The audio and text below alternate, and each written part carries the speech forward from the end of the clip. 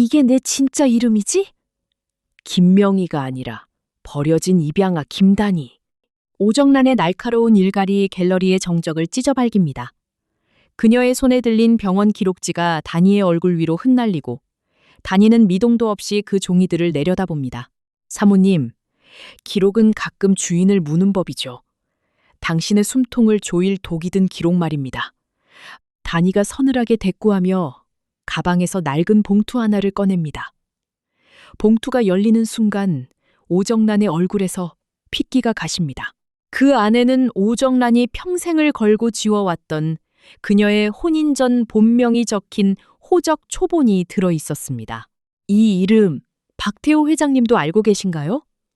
한편 회의실 화면에는 최윤아가 클로이의 태블릿을 훔치는 CCTV 영상이 선명하게 재생되고 이를 지켜보는 박태호의 눈빛이 뱀처럼 번뜩입니다.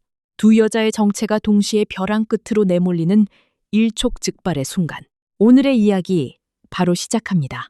구독, 좋아요. 새벽 공기가 채 가시지 않은 아델 저택의 긴 복도에는 기묘한 한기가 감돌았습니다. 정우진은 숨을 몰아쉬며 주위를 살폈습니다. 방금 전 그는 오정란과 송근태가 은밀하게 대학병원으로 향하는 것을 목격했습니다. 그들의 손에 들린 봉투가 무엇을 의미하는지 우진은 직감적으로 깨달았습니다. 다급해진 우진은 곧장 누나 윤정에게 전화를 걸었습니다. 누나, 지금 사모님이 송 기사랑 같이 대학병원으로 갔어. 단희 누나 기록 찾으러 간 게 분명해. 전화를 받은 윤정의 손이 파르르 떨렸습니다. 그녀는 즉시 단희의 방으로 달려갔습니다. 단희는 창가에 서서 아직 밝지 않은 하늘을 바라보고 있었습니다. 윤정의 다급한 보고를 들은 단희의 표정은 의외로 담담했습니다. 하지만 그녀의 눈동자 속에는 거대한 해일이 일고 있었습니다. 결국 거기까지 손을 뻗었네. 오정란, 그 여자 참 부지런도 하지. 단희의 목소리는 낮고 가라앉아 있었습니다. 정란이 손에 넣은 것은 단순한 종이 뭉치가 아니었습니다. 1973년생 김단희, 입양아라는 꼬리표, 그리고 근처 대학병원에서의 치료 이력. 그것은 김명희라는 이름으로 쌓아 올린 성체를 단번에 무너뜨릴 수 있는 폭약과도 같았습니다. 윤정은 안절부절 못하며 단희의 곁으로 다가갔습니다. 언니, 어떻게? 회장님이 아시면 당장 끝장이야. 빨리 손 써야 하는 거 아니야? 윤정은 초조함을 감추지 못했습니다. 단희는 대답 대신 침대 옆 스탠드 아래 깊숙이 숨겨진 비밀 서랍을 열었습니다. 그녀의 손이 서랍 안쪽 구석에 닿았고 낡고 빛바랜 서류 한 뭉치가 모습을 드러냈습니다. 단희는 그 서류의 맨 윗장을 천천히 넘겼습니다. 거기에는 오정란이라는 우아한 이름 대신 거칠고 촌스러운 혼인 전 본명이 선명하게 적혀 있었습니다. 기록이란 건 원래 양날의 검이야. 평생 지우고 싶은 치부인 줄만 알았는데 거꾸로 쥐면 상대목을 치는 칼날이 되기도 하거든. 그 여자가 내 과거를 파헤쳤다면 나도 그에 맞는 날카로운 선물을 돌려줘야지. 단희의 입가에 서늘한 미소가 번졌습니다. 그녀는 서류를 다시 봉투에 넣으며 눈을 가늘게 떴습니다. 오정란이 던진 칼날이 자신의 목을 향하고 있다면 자신은 그 칼날을 잡아 오정란의 심장을 찔러야 했습니다. 창밖으로 새벽해가 떠오르기 시작했지만 단희의 방 안은 여전히 짙은 어둠이 지배하고 있었습니다. 윤정아, 한 선생한테 연락해. 당장 이화체에서 만나자고. 더 이상 지체할 시간 없어. 단희의 명령은 짧고 단호했습니다. 그녀는 알고 있었습니다. 이제부터 벌어질 일은 단순한 폭로전이 아니라 서로의 목숨줄을 쥔 채 벌이는 잔혹한 게임이 될 것임을요. 단희는 거울 앞에 서서 김명희라는 가면을 다시 한번 단단히 고쳤었습니다. 73년생 김단희라는 유령이 오정란의 뒤척이는 꿈속을 헤집어 놓을 준비를 마친 셈이었습니다. 아델 갤러리 관장실은 서늘한 항온항 습기에 기계음만 낮게 깔려 있었습니다. 벽면을 가득 채운 거대한 추상화 앞에서 오정란은 승자의 여유를 만끽하듯 천천히 와인잔을 흔들고 있었습니다. 그녀의 붉은 립스틱이 잔 가장자리에 선명한 자국을 남길 때 관장실 문이 열리며 김단희가 들어섰습니다. 단희의 구두굽 소리가 대리석 바닥을 때리자 정난이 빙긋 웃으며 몸을 돌렸습니다. 왔어요? 아델바이오 사장님. 아니, 오늘은 뭐라고 불러야 가장 정확할까? 갤러리 그림 경합건으로 상의하실 게 있다고 들었습니다, 관장님. 바이오 쪽 일정도 빠듯하니 본론만 말씀해 주시죠. 단희는 정난의 도발적인 시선을 피하지 않고 똑바로 마주 보았습니다.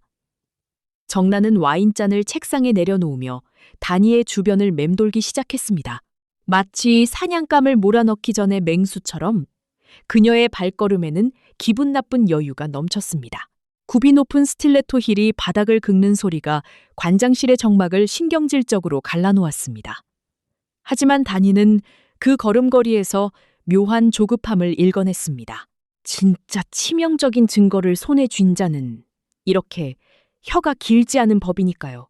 이번 경합엔 출처가 불분명한 위작들은 철저히 걸러낼 생각이야. 요즘은 워낙 거포장 기술이 좋아서 껍데기만 번지르르하게 위장하고 진짜 안주인 행세를 하는 쓰레기들이 많잖아? 탁월한 결정이십니다. 위작은 결국 진품의 빛에 가려지기 마련이니까요. 어설픈 가짜들은 전문가의 감정 앞에서 그 미천이 다 드러나지 않습니까? 그렇지. 아무리 명품을 휘감고 교양 있는 척 신분 세탁을 해도 뼛속 깊이 새겨진 천박한 뿌리는 속일 수 없는 법이거든. 특히 남의 자리를 훔쳐 앉은 도둑년들은 언젠가 반드시 그 대가를 치르게 되어 있고. 정란의 입술이 비틀리며 기괴하게 올라갔습니다. 그녀는 책상 서랍을 스르륵 열더니 그 안에 든 노란색 서류 봉투의 모서리를 만지작거렸습니다. 봉투 겉면에는 흐릿하게 대학병원의 로고가 찍혀 있었습니다. 그 순간 단희의 심장이 차갑게 내려앉았습니다. 20년 전 죽어가는 쌍둥이 언니를 살리기 위해 자신의 이름을 내던져야만 했던 그 지옥 같던 병원 복도의 소독약 냄새가 코끝을 스치는 듯 했습니다. 언니의 고통과 자신의 희생이 고스란히 담긴 그 피 묻은 기록을 오정란 같은 천박한 여자가 더러운 손으로 주무르고 있다는 사실에 구역질이 치밀어 올랐습니다. 하지만 단희는 혀를 깨물며 끓어오르는 분노를 삼켰습니다. 정란은 단희의 안색이 하얗게 질리기를 기다리는 듯 노골적으로 얼굴을 들이밀었습니다. 그러나 단희의 표정은 견고한 얼음성처럼 미동조차 없었습니다. 단희는 오히려 정란의 눈동자 깊은 곳에 숨은 확신 없는 불안을 꿰뚫어 보고 있었습니다. 정란이 어젯밤 병원에서 가져온 기록을 아직 박태호 회장에게 보이지 않았다는, 그것이 그녀의 유일하고도 치명적인 패라는 사실을 확인하는 순간이었습니다. 관장님께서 예술품뿐만 아니라 사람의 뿌리까지 감정하실 줄은 몰랐네요. 서랍 안에 든 게 새로운 감정서라면 나중에 정식으로 검토해드리죠. 더 하실 말씀이 없으시다면 업무로 돌아가겠습니다. 단희가 몸을 돌리려던 찰나 정란이 책상을 강하게 내리치며 날카로운 목소리로 그녀의 등 뒤에 채기를 박았습니다. 입양아 출신들은 특히 신분 확인이 어렵더라고. 고아원에서 이름표 하나 쓱 바꿔 달면 그만이지. 죽은 사람 이름 빌려서 병원도 다니고 약도 타먹고 서류 한 장이면 인생이 통째로 바뀌는데 안 그래? 김단희. 정란의 입에서 기어코 김단희라는 이름이 터져 나왔습니다. 공기가 얼어붙는 듯한 찰나의 순간 단희는 속으로 차가운 비웃음을 삼켰습니다. 정란은 자신이 쥔 패가 완벽하다고 착각한 나머지 상대에게 대비할 시간을 주는 최악의 허점을 노출하고 만 것입니다.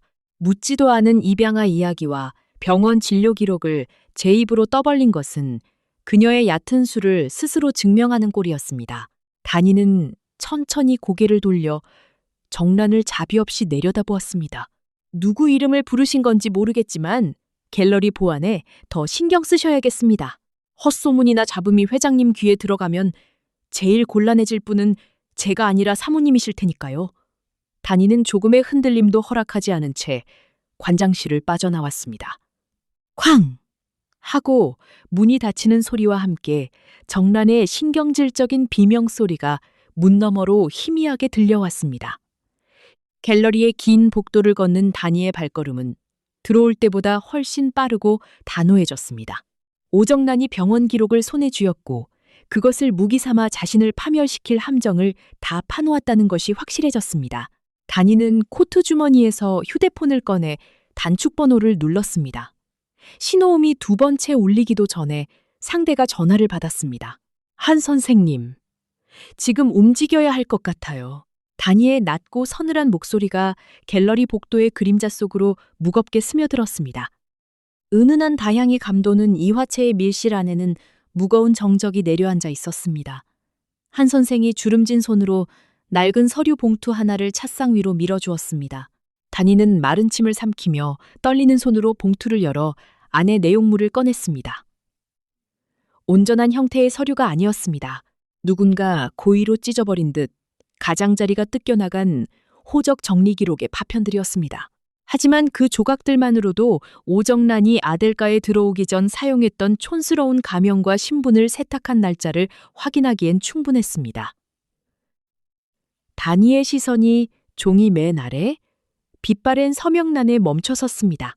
이건 박태호 회장님의 필체잖아요. 설마 회장님이 오정란의 신분 세탁을 직접 돕고 보증까지 섰다는 뜻인가요? 그뿐만이 아닙니다. 그 서명 옆에 적힌 관계란을 자세히 보세요. 다니의 눈동자가 지진이라도 난 듯 격렬하게 흔들렸습니다. 박태호의 굵은 서명 옆에는 처 오정란이라는 글씨가 선명하게 남아 있었습니다. 두 사람이 정식으로 부부가 되기는커녕 오정란이 아직 본처의 병수발을 들던 하녀 시절의 날짜였습니다. 그렇다면 회장님은 처음부터 오정란의 쓰레기 같은 과거를 전부 알고 있었다는 거네요. 알고도 지금까지 완벽하게 모르는 척 연기를 해왔다고요? 박태호는 그런 호락호락한 인간이 아닙니다. 상대의 약점을 쥐고 철저히 부려먹기 위해선 자신의 눈먼 연기마저 무기로 쓰는 잔혹한 자죠. 오 관장도 평생을 완벽하게 속였다고 믿고 살았겠지만 결국 그 모든 게 부처님 손바닥 아니었던 겁니다. 다런드, 다니는 찢겨진 서류 조각을 꽉 움켜쥐었습니다. 등줄기를 타고 서늘한 소름이 쫙 끼쳤습니다. 박태호가 오정란의 모든 것을 처음부터 알고 통제해 왔다면 자신의 가짜 신분 역시 이미 눈치채고 즐기고 있는 것은 아닐까. 덫을 놓고 있다고 믿었지만 사실은 거대한 사냥터에 갇힌 먹잇감이 자신일지도 모른다는 걷잡을 수 없는 공포가 밀려왔습니다. 동시에 이 파편화된 기록이야말로 오정란의 오만을 산산조각낼 가장 완벽한 무기라는 서늘한 투지가 솟구쳤습니다. 같은 시각 아델그룹 신규 브랜드 경합을 앞둔 대기실 복도. 진주는 손에 든 태블릿 화면을 내려다보며 차가운 미소를 지었습니다. 박태호가 지시한 세상에서 가장 깨끗한 물에 대한 진주의 해답은 명확했습니다. 어떤 거짓과 조작도 섞이지 않은 진실만을 담은 오염되지 않은 원본 기록. 진주는 이 답안을 통해 박태호가 돈과 권력으로 덮어버린 아버지 백중기의 억울한 죽음을 우회적으로 찌를 작정이었습니다. 진주가 확신에 찬 걸음으로 신 PD의 대기실을 향해 몸을 돌릴 때였습니다. 하이힐 소리와 함께 앞을 가로막은 것은 다름 아닌 최유나였습니다. 어딜 그렇게 혼자 바쁘게 가실까? 천하의 클로이도 이번 미션은 꽤나 벅차고 초조했나 보지? 길 막지 말고 비켜. 남의 디자인 훔쳐서 빌어먹는 네 수준에 맞춘 쓰레기 같은 답안이랑 섞이기 싫으니까. 뭐? 쓰레기? 너 아델에 들어온 뒤로 아주 눈에 뵈는 게 없나 본데. 여긴 내 구역이야. 건방 떨지 마. 유나가 억지로 진주의 어깨를 거칠게 밀치며 악을 썼습니다. 진주가 차가운 눈으로 유나를 쏘아보며 반격하려던 찰나 복도 모퉁이에서 강 실장이 클로이를 부르는 딱딱한 목소리가 들려왔습니다.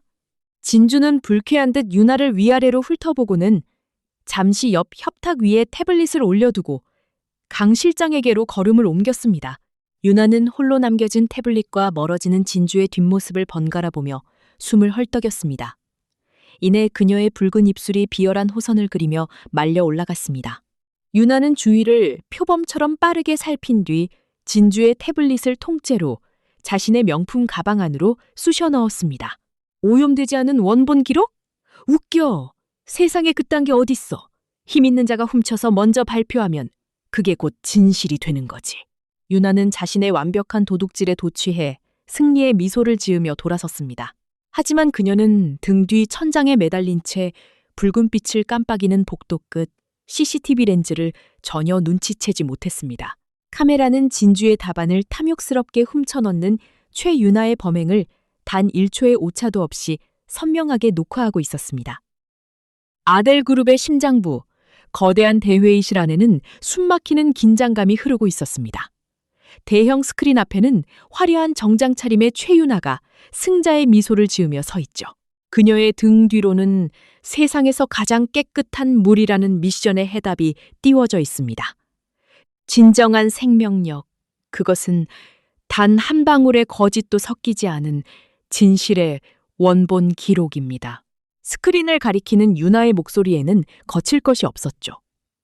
진주의 태블릿에서 훔쳐낸 기획안을 토시 하나 틀리지 않고 자신의 것인 양 발표하는 그 뻔뻔함. 회의실 한편에 앉은 진주는 핏기 없는 얼굴로 그 가증스러운 도둑질을 지켜보고 있었습니다. 분노로 손끝이 미세하게 떨렸지만 그녀의 입가에는 서늘한 비웃음이 걸려 있었죠. 이 모든 아수라장의 심판관인 신 PD는 속을 알 수 없는 무표정한 얼굴로 턱을 뉘우채 유나의 발표를 경청하고 있었습니다. 이것이 아델 바이오가 제시하는 광. 굳게 닫혀있던 회의실 문이 신경질적인 파열음을 내며 열렸습니다. 모두의 시선이 일제히 쏠린 곳에는 얼음장처럼 차가운 얼굴을 한 박민준이 서 있었죠. 그의 손에는 대형 스크린과 연동되는 메인 컨트롤러가 들려 있었습니다. 민준의 구두굽 소리가 적막한 회의실을 서늘하게 내리찍으며 유나의 앞으로 다가갔습니다. 그 훌륭한 기획안이 어떻게 탄생했는지 그 더러운 제작 과정도 함께 보시죠. 민준이 손에 쥔 스위치를 누르는 순간 스크린의 화려한 프레젠테이션 화면이 까맣게 꺼졌습니다. 이내 지지직거리는 노이즈와 함께 복도 끝 CCTV 영상이 흑백으로 재생되기 시작했죠. 화면 속 유나는 진주의 태블릿을 통째로 자신의 명품 가방 안에 쑤셔 넣으며 비열하게 웃고 있었습니다.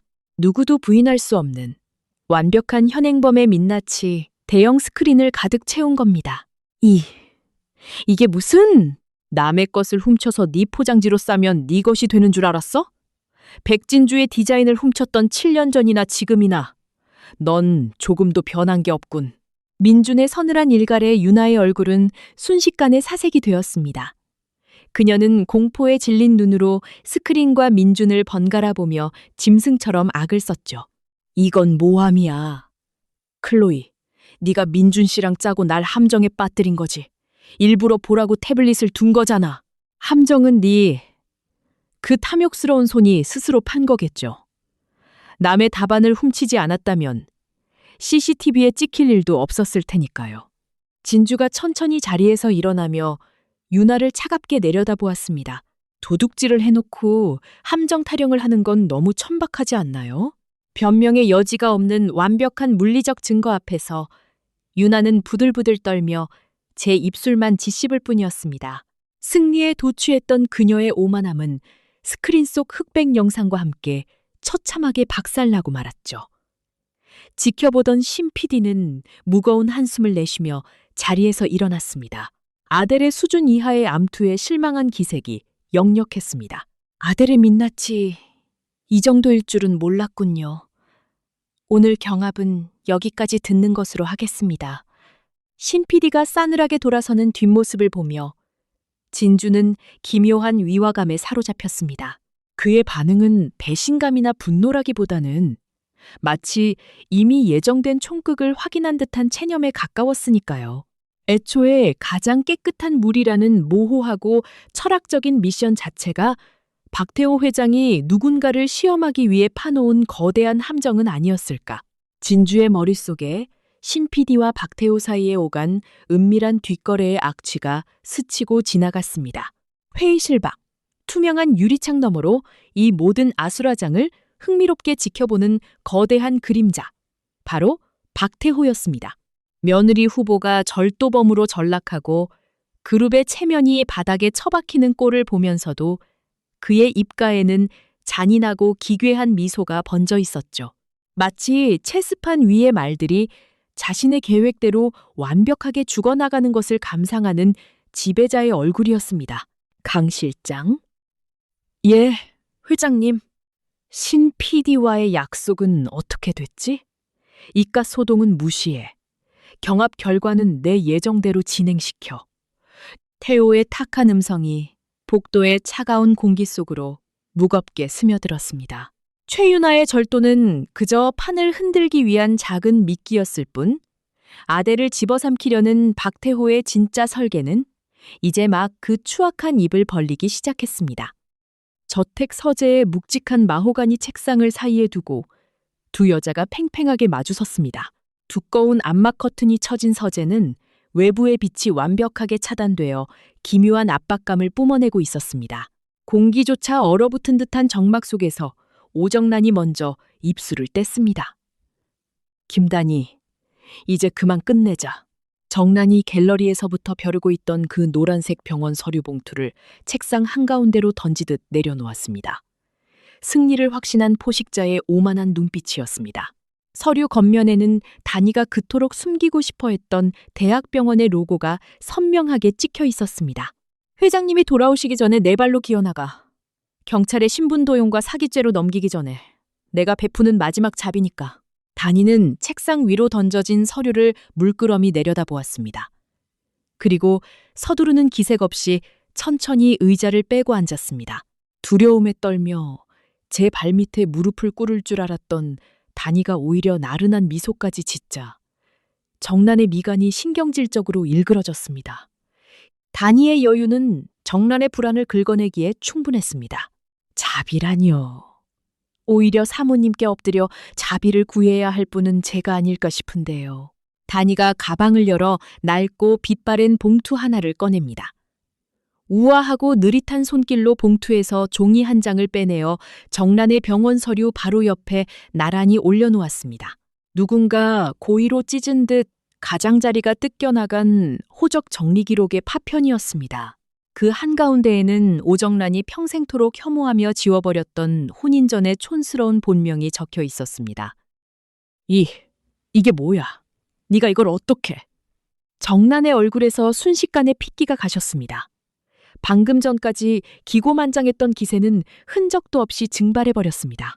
부들부들 떨리는 손으로 종이를 집어들려던 그녀의 시선이 맨 아래쪽 빛바랜 서명란에 꽂혔습니다. 처 오정란, 그리고 그 옆에 굵게 날인된 박태호의 필체, 숨통을 조여오는 공포가 정란의 전신을 훑고 지나갔습니다. 이 기록이 어디서 났는지도 아세요? 회장님이 직접 사모님의 신분 세탁을 돕고 보증까지 섰던 흔적이죠. 사모님이 회장님의 본처 병수발을 들던 그 천박한 시절 말입니다. 닥쳐. 이건 위조된 거야. 회장님이 내 과거를 알고 있었을 리 없어. 여태껏 회장님을 완벽하게 속였다고 믿으셨나요? 참 딱하기도 하시지. 사모님은 평생 회장님의 부처님 손바닥 안에서 완벽한 안주인인 척 우스꽝스러운 춤을 추고 계셨던 겁니다. 이성의 끈이 끊어진 정란이 괴성을 지르며 책상 위로 몸을 던졌습니다. 단위의 앞에 놓인 봉투를 통째로 빼앗아 그 안의 모든 서류를 찢어버리려는 속셈이었습니다. 하지만 단위의 반격이 훨씬 빠르고 매서웠습니다. 단위는 봉투를 향해 허겁지겁 뻗어오는 정란의 깡마른 손목을 사정없이 낚아챘습니다. 이거 놔! 당장 내놓으라고! 단위는 정란의 손목을 비틀어 쥔 채 뱀처럼 차갑고 서늘한 눈으로 정란을 정면으로 쏘아보았습니다. 책상 위에는 두 사람의 과거를 증명하는 핏빛 기록들이 어지럽게 널려 있었습니다. 이제 판은 완전히 뒤집혔습니다. 정란이 애지중지 가져온 병원 기록은 더 이상 단위의 목을 조르는 밧줄이 아니었습니다. 단위가 쥔 오정란의 신분 세탁 기록이야말로 가짜 안주인을 나락으로 떨어뜨릴 완벽한 단두대였습니다. 그 봉투 안에 남은 서류가 뭔지 궁금하시죠? 회장님이 사모님을 어떻게 이용하고 철저히 기만해 왔는지 아주 생생한 진실이 담겨 있거든요. 다니의 입가에 맺힌 잔혹한 미소에 정란의 눈동자가 지진난 듯 격렬하게 요동쳤습니다. 다니가 쥔 파편화된 진실은 정란의 가장 깊고 추악한 열등감을 단숨에 갈기갈기 찢어놓고 있었습니다. 찢겨진 서류 조각 앞에서 오정란의 오만함은 철저히 부서졌습니다. 그녀는 덜덜 떨리는 입술을 짓씹으며 마침내 패배를 인정하는 짐승처럼 낮게 으르렁거렸습니다. 원하는 게 뭐야? 돈이야? 아니면 내 자리? 오정란의 쉰 목소리에 다니는 대답 대신 나른한 미소를 지었습니다. 다니는 책상 위에 널브러진 서류들을 챙겨 천천히 낡은 봉투 안으로 집어넣기 시작했습니다. 그녀의 손길은 더없이 여유로웠으나 그 이면에는 상대를 완벽하게 못 참았다는 포식자의 서늘한 확신이 깃들어 있었습니다. 생각해보세요. 사모님이 쥐인 그 알량한 병원 기록이 회장님 귀에 먼저 들어가는 게 빠를지, 아니면 이 더러운 호적 파편이 언론에 먼저 뿌려지는 게 빠를지. 다니는 말을 마치자마자 뒤도 돌아보지 않고 서재문을 열고 나섰습니다. 문이 닫히는 순간 쾅 하고 무언가 집어던지는 오정란의 신경질적인 파열음이 복도를 울렸습니다. 하지만 다니가 승리의 여운을 만끽할 틈도 없이 복도 모퉁이를 도는 순간 거대한 그림자와 마주쳤습니다. 외출해서 돌아온 박태호였습니다. 회장님, 일찍 오셨네요. 다니가 재빨리 표정을 갈무리하며 인사를 건넸지만 박태호의 눈빛은 평소와 달랐습니다. 뱀처럼 차갑고 끈적한 그의 시선이 다니의 얼굴부터 그녀의 손에 들린 낡은 봉투까지 집요하게 훑어내렸습니다. 다니의 심장이 경고음을 울리며 미친 듯이 뛰기 시작했습니다. 방금 전 서재 안에서의 대화를 회장님이 밖에서 모두 들은 것일까요? 아니면 이미 자신과 오정란의 가짜 신분을 눈치채고 마지막 숨통을 끊을 타이밍을 재고 있는 것일까요? 같은 시각, 저택 박차 안에 앉아있던 진주의 휴대폰이 짧게 진동했습니다. 제임스가 보낸 암호화된 메시지였습니다. 박태호 회장이 움직였습니다. 클로이리의 입국 전 기록과 미국 내 신원 조회를 다시 지시했습니다. 조심하세요. 문자를 확인한 진주의 눈동자에 짙은 그림자가 드리워졌습니다. 아버지를 죽인 원수의 코앞까지 다가왔다고 믿었건만. 박태호는 이미 그녀의 가면 틈새를 날카롭게 파고들고 있었습니다. 진주는 핸들을 잡은 두 손에 하얗게 뼈마디가 드러날 정도로 꽉 힘을 주었습니다. 다니는 오정란의 과거를 쥐고 판을 뒤집었지만 진주와 다니 모두 박태호의 서늘한 의심망에 갇히고 말았습니다. 다음 회, 두 여자의 진짜 정체를 파헤치기 위해 잔혹한 덫을 놓는 박태호의 사냥이 본격적으로 시작됩니다. 과연 다니와 진주는 괴물 같은 박태호의 감시망을 뚫고 끝까지 가면을 지켜낼 수 있을까요? 오늘 준비한 이야기는 여기까지입니다. 다음 이야기가 궁금하시다면 구독과 좋아요, 알림 설정 부탁드립니다.